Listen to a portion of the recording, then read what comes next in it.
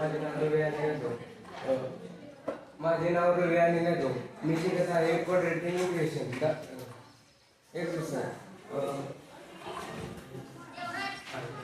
Example 5m square minus 4m minus 2 is equal to 0. Solution 5m square minus 4m minus 2 is equal to 0. Comparing formula ax 2 plus bx plus c is equal to 0. ABC च्या value काढल्या. A ची value 5, B ची -4, C ची -2. परत टाकलं b square is equal to b square minus 4ac is equal to 4 minus 4 square minus गुणाकार केला. a ची व्हॅल्यू घातली इथं 5. परत b c ची व्हॅल्यू घेतली फॉर्म्युला घातली. is equal 4 into 5 into -2.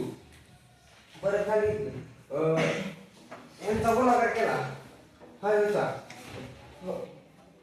5 चौक 20. 20 घेतलं. परत गुणाकार -2 घेतलं. परत 4 चा स्क्वेअर घेतला 16. परत खाली यांची बेरीज केली फॉर्म्युला घातलं b square minus 4ac is equal to बेरीज आली 56. परत वर्गमूळ घेतला b square minus 4ac is equal to 56.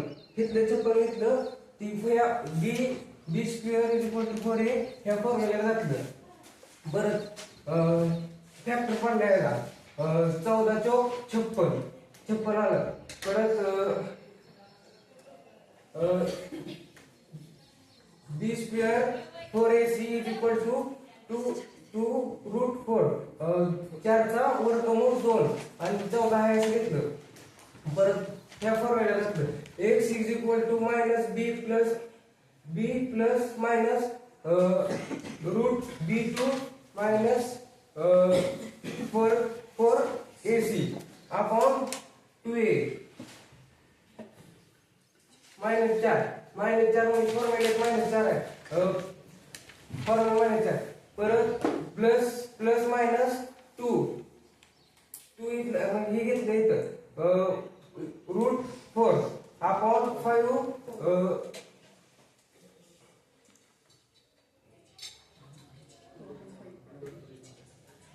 a ची किंमत 5 आहे. 5 घेतलं. a ची किंमत फॉर्म्युला a आहे. a घेतला इथं 5 आला. परत ह्यांची इक्वेशन केलं 4 प्लस अपॉन 2√14 अपॉन ह्याचा गुणाकार केला 10 आला. परत इज इक्वल टू 2 कॉमन काढला. 2 कॉमन 2 प्लस मायनस √14 अपॉन 10 आलं. 10 ला 2 ने भागलं 2 आणि 5 आलं.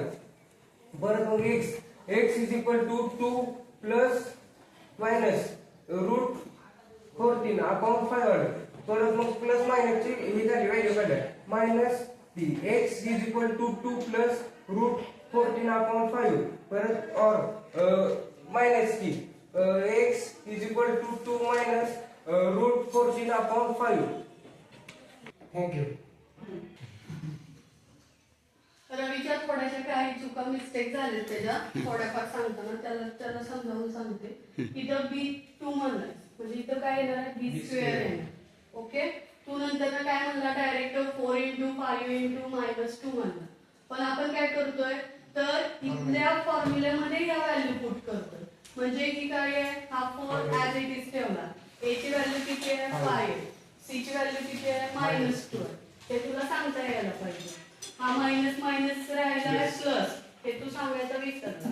5 × 20 गुणुले किती येणार आहे 2. 20 दोन्ही किती झाले 40.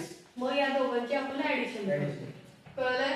परत याला काय म्हणतो आपण दोन्ही साईडला या फॉर्म्युलानुसार आपला फॉर्म्युला काय आहे, हा मेन फॉर्म्युला बरोबर. मग या फॉर्म्युल्यामध्ये आपण ही जी व्हॅल्यू आहे ती पहिला फाइंड आउट केली, म्हणजेच काय आपल्याला काय पाहिजे आता रूट पाहिजे, म्हणून इकडे रूट अप्लाय करतोय. मग वन साइडला ज्या वेळेस रूट अप्लाय करतोय त्यावेळेस दुसऱ्या साइडला पण तो आपल्याला अप्लाय करायला पाहिजे, कारण मध्ये साइन काय आहे इक्वल, म्हणून इथं पण रूट काय केला आपण अप्लाय. मग इथं किती आहे 56 बरोबर. 14 चोक 56, या 4 मधला 2 काय आला बाहेर, हा रूट मध्ये 14 राहिला. इथपर्यंत कळलंय का. आता पुढे त्याने काय बोलला, ही बी ची व्हॅल्यू वगैरे सांगितली नाही, डायरेक्ट फॉर्म्युल्यातल्या व्हॅल्यू म्हणला तो. पण काय आहे एक्झॅक्टली सांगताना आपल्याला सांगता यायला पाहिजे. हा वजाचा वजा ऍज इट इज ठेवला, मायनसचा मायनस. या बी ची व्हॅल्यू काय आहे तुमची -4, ही इथं ठेवली आहे, प्लस मायनस याची व्हॅल्यू आपण इथं काढली आहे, त्यामुळे ही व्हॅल्यू इथं काय करतोय आपण पुट करतोय. कळलं. डिवायडेड बाय 2 इंटू, तुला कळे नाही इथं कुठली स्टेप आली. याची व्हॅल्यू काय आहे इथं 5 आहे, त्यामुळे इथं काय ठेवलं आपण 5 ठेवलं. मग किती झाला minus minus plus 4 plus minus 2 root 14 as it is divided by 5 to the 10.